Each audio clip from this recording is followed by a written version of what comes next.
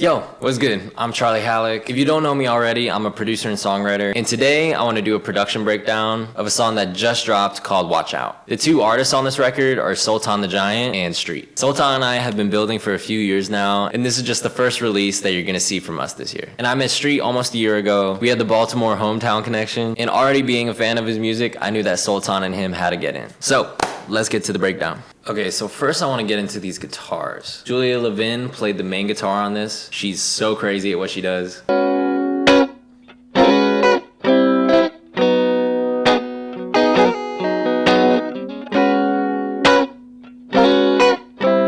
They're kind of playing the same part, but there's small variations that make the two feel very full together. For both of them, they're basically recorded DI, except I put on this dirt plugin.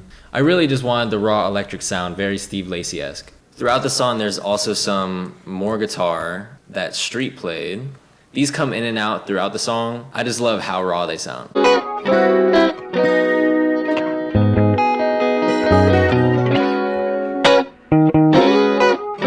Str33t's guitar was actually played with this one. It's an electroacoustic Fender. I'm not gonna lie, it's a very weird guitar. It sounds acoustic, but it's electric. I love how weird this is. I also want to show what this plugin's doing to the guitars. It's called Sketch Cassette. Here it is without it.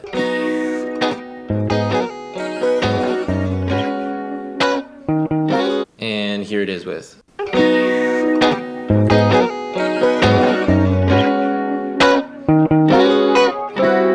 Okay, next let's get into the vocals. We basically had two tracking days. The first day when we wrote the song, we recorded a ton of vocals. And then on the second day, we kept most of the backgrounds, but redid the lead vocal. I want to show you what both artists' vocals sound like, a cappella, and how I blended them together. Alright, so here's Sultan's. For the final mix, this was his vocal chain. Whenever I process Sultan's vocals, I always want it to be super upfront, but it to not sound over-processed. You can see with all these plugins, it could be super easy to overcook someone's vocal. This Str33t just gives it some color, a little bit of compression, EQ, some de-essing, a little bit of soothe, just a little bit of compression at the 4 ratio. This Mag EQ, is actually the heavy hitter, and I'll get back to this. And then finally, just a little more compression. So the lead vocal sounds like this with all the plugins engaged.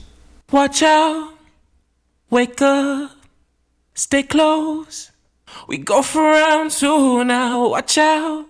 So my secret weapon in this vocal chain is this Mag EQ. This air band is set to 40 kilohertz. I don't even know if you can hear 40 kilohertz. I don't know if that's scientifically possible, but it really gets the air out of Sultan's breath and just makes him sound more present in the mix without it sounding too harsh or crisp. So now let's go to Str33t's vocal. It's basically the same chain as you see here. The curves are a little different. You'll see on this EQ, there's some curves that I didn't even use. I could take those out.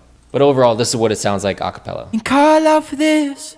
She keep pushing me daily, won't grant your wish. So your thoughts keep spinning around. You say you've been found, can't see out your clouds. We might fall and drown too. The reason why I have these on separate tracks is because I wanted to make them more consistent sonically. So I added a soothe on these extra tracks just to smooth out the tone a bit. You say you've been found, can't see out your clouds. We might fall and drown too. Throughout the song, Str33t also has these background vocals that are super lush and washy. Sound like this.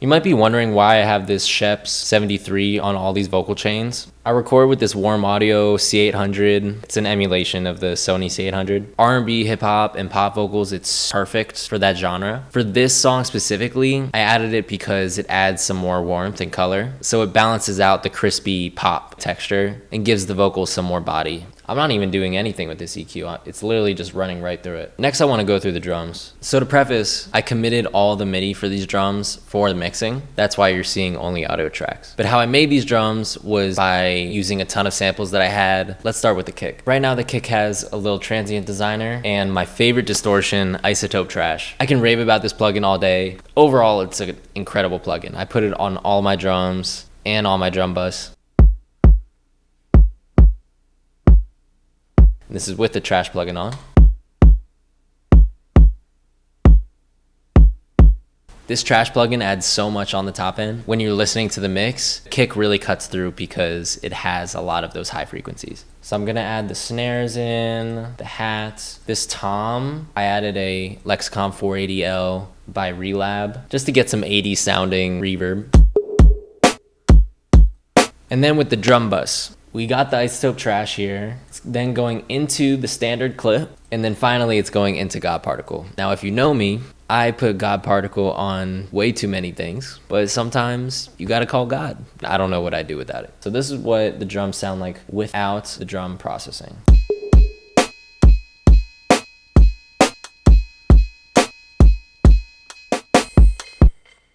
This is what it sounds like with.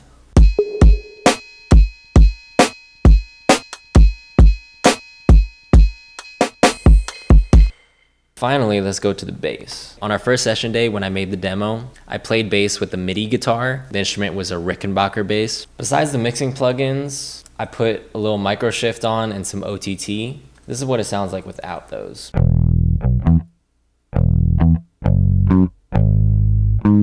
This is what it sounds like with.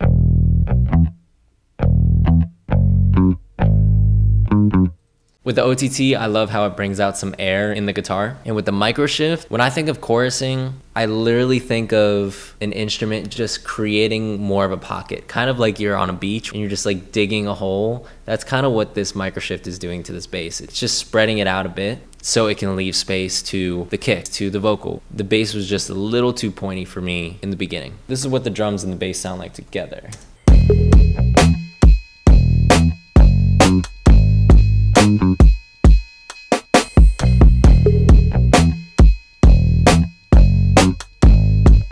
So finally, I want to show you how I finished up the mix for this one. With all my mixes, I use this platform called Engineers. Basically, it streamlines everything from file transfer to payment to notes and final deliverables. But my favorite thing about this platform is how you can A/B the reference and the final mix. So I'm going to show you that right now. Wake up, stay close. We go for round two now. Watch out. Wake up, stay close.